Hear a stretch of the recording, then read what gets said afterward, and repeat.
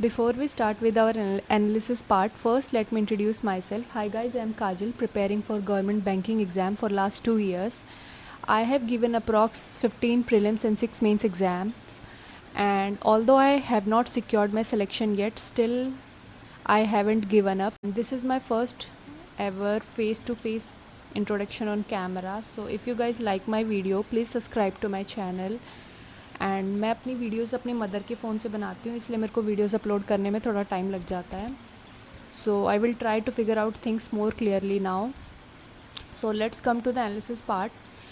मेरा एग्ज़ाम था last shift में, जो 2 अगस्त को सेकंड शिफ्ट थी, और मेरे इंग्लिश में मेरे अटैम्प्ट हैं 27. मैंने एक्यूरेसी मेंटेन करने के चक्कर में ज़्यादा अटैम्प्ट किए भी नहीं, और इंग्लिश का section was normal, easy section था.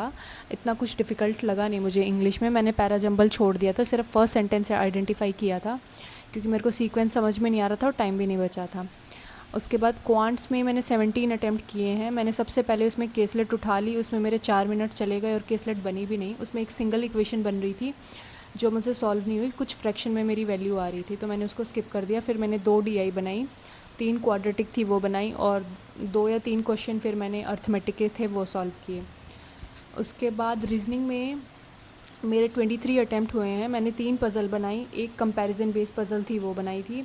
उसके बाद मैंने ना लास्ट में एक पज़ल थी, एक तो मैंने स्किप की थी, और लास्ट में एक पज़ल थी जिसमें बेस ईयर गिवन था, एज निकालनी थी, और उसमें वेरिएबल भी था. और 106, उसमें एक कंडीशन थी जिसमें ना 2 पर्सन का सम 106 था. उस कंडीशन की वजह से मेरा पूरा पज़ल ख़राब हुआ है. मैंने उस कंडीशन में पता नहीं क्या किया है, और इतना टाइम लगा उस पज़ल को बनाने में कि लास्ट के जस्ट 1 मिनट बने थे तब वो पज़ल मेरे से बनी, और उस 1 मिनट में मेरे से 3 ही क्वेश्चन अटैम्प्ट हो पाए, वरना मेरे अटैम्प्ट 25 होते. और वो 3 भी मतलब मेरे को उनमें डाउट है कि जल्दी में मैंने कुछ गलत ना किया हो, उन 3 क्वेश्चंस में भी कुछ गलत ना हुआ हो मेरे से, तो एक्यूरेसी शायद मेरी रीजनिंग में बिगड़ सकती है. बट मेरे ओवरऑल अटैम्प्ट हैं 67, और कट ऑफ अप्रॉक्स 63 या 64 ही मेरे को लग रहा है, क्योंकि जो कुछ भी हो SBI PO का कंपटीशन टफ़ ही रहता है.